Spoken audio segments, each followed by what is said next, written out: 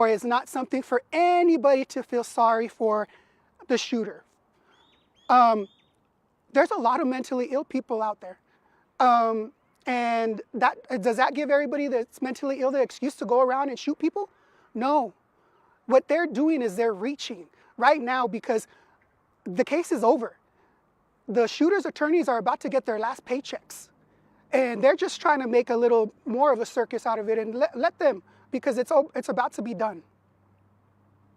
You mentioned the angel who carried your mom out into an ambulance. Have you been able to speak with them at all during that time? No, that's the thing is, when all of this happened, we were immediately just told, just stay quiet, it'll be fine. Okay, year 1, fine, we'll stay quiet, fine.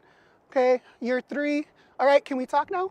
Oh, nope, still stay quiet. All right, year 4, what's going on? Nope, definitely stay quiet this year. Year 5, nope, still stay quiet. That, we have not been able to properly mourn. We have not. And to be perfectly honest, our community hasn't been able to properly mourn because our community doesn't know half of the things that we are going through behind the scenes. And once they do understand and realize, it'll give them some insight and it'll give them some closure too. But yeah, everything was just horribly mishandled. Christopher, in the court cases, has it been fair? Like, because we know there's a lot of victims that don't understand English. Mm-hmm. Was Yes. there translation in there? I mean, Yes. Some people were saying that they weren't really understanding what was going on. No, yes, there was translation available. Yeah. And why was it important for you to come forward today? I mean, I know you talked a lot about the gag order, and why was it important for you to come forward? You know what? Because of my family, and because of the other families, I care a lot. Not only, obviously, I love my family, but, I love all the other families that this happened to. And, I love our community. And I also think about the community and how they're not aware and they don't know. If you don't know what's going on, you don't know how to help. And that's something that the court system, the attorneys, all the gags and all that, they were very, very, very good at silencing, and instead of bringing us together, tearing us apart. There's 45 of us. I've spoken to most of them, but I wish that we had something to where we could all come together and just be stronger. I wish that would have happened years ago, but here we are. One thing I did notice is there was a certain family that was saying they were told something behind closed doors, but then he came out on public saying something else completely different, and then that's the day Who? that the DA said there's no more death penalty seeking. So would you say that they were transparent with y'all, like properly transparent, the DA's office, or was there a lack of transparency at all? The DA's office is a whole situation on its own. From Yvonne Rosales, man, she is a horrible person. And so she started the mess, but the other two, Hicks and what's the new one? Montoya, they didn't do much better. They didn't do much better at all. Very, very, very disappointing. Very disappointing, very disheartening, very sad to see how broken this whole system is. It's horrible. It's horrible. Montoya said that his decision to not pursue it was based off of what families had told him. Do you agree with that decision? Do you think that's what the right move was?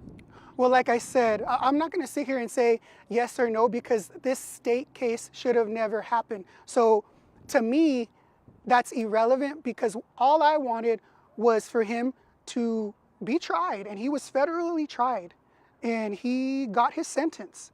So there was absolutely no need to get into this. It was all, I'm thinking money, notoriety, people wanting to, this is the biggest case in El Paso history. So of course the judge wanted to jump on it. Of course all these people wanted to have this in our community. That's disgusting, by the way. That's a disgusting decision to have made. But it does make me happy that it's gonna be over. Because to be honest, I don't think about the shooter. He doesn't affect me one bit. What affects me is continually having to go through this, continually having to go through the courts, continually having to see him on the news. And think about the families. We watch the news stations. We watch you guys. So just when you're making a story, just really think about them, because they were really left in the dirt with gun wounds, with no families. Do you feel the victims have rights? Like they had rights or not? Is that what you're saying? No, our rights, everything was taken from us.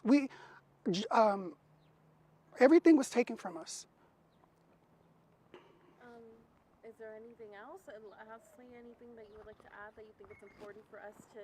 Or maybe we didn't touch on? Um, Do you have a message for Montoya? no, I don't have a message for Montoya. I just have a message for... No, I don't, actually. I don't. I did want to ask. You said you had been in direct contact with about 10 of the other families, and are you kind of voicing their opinions about this as well, or is this specifically just? No, I'm gonna say this is me and my family. I do encourage the other victims in their own time to come out to speak. I think it's very important.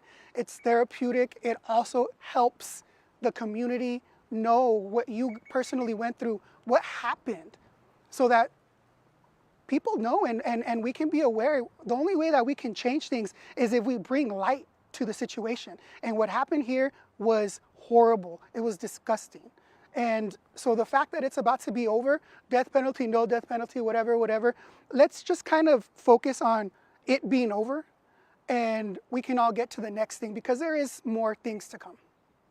What do you want the next, like, for you and your family personally? What is kind of the next step in terms of trying to? Well, we are still. This is the first part of justice. Okay, so we got justice. This guy's gonna be in jail forever. 99 life sentences, he's never getting out. And oh, by the way, for the people who are saying, oh, I wanted the death penalty because my tax dollars, you have to remember, if a person is on death row, it takes 30 to 40 years for them to die and get killed. So your taxpayer dollars are gonna be spent either way. I just wanted to say that because I did hear people talking about that. So. And I'm sorry if I'm making you repeat yourself. You already mentioned this, but just to put it into perspective,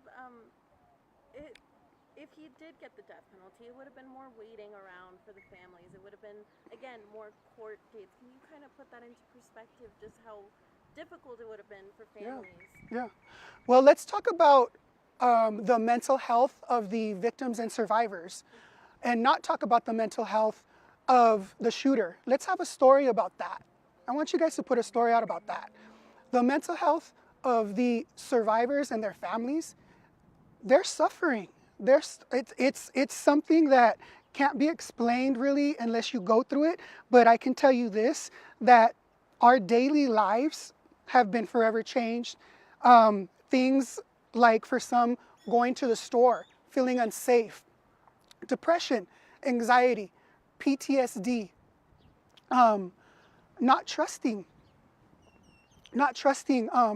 feeling like this is never gonna end, feeling like every single day you're seeing on the news another delay, another violation of the shooter's rights. So let's start talking about how the mental illness is affecting the families, the survivors. Those are the people that we need to be talking about. We don't need to put a news thing out about the shooter's mental illness, because who cares? And April 21st, that's when the hearing will be. How are you and your family preparing for that day? I really try not to prepare. I'm pretty numb to it all at this point. But we'll just go, we will watch it, finish it, and when we walk away, we will be walking away from the first part of our justice, because there is more things that need to come, and they will come out. It's just right now I'm not at liberty to say. Thank you. Thank you so much. Appreciate you guys. God bless. And then we'll just take those mics from you. Thank you so much. You're very welcome. Thank you. What did you guys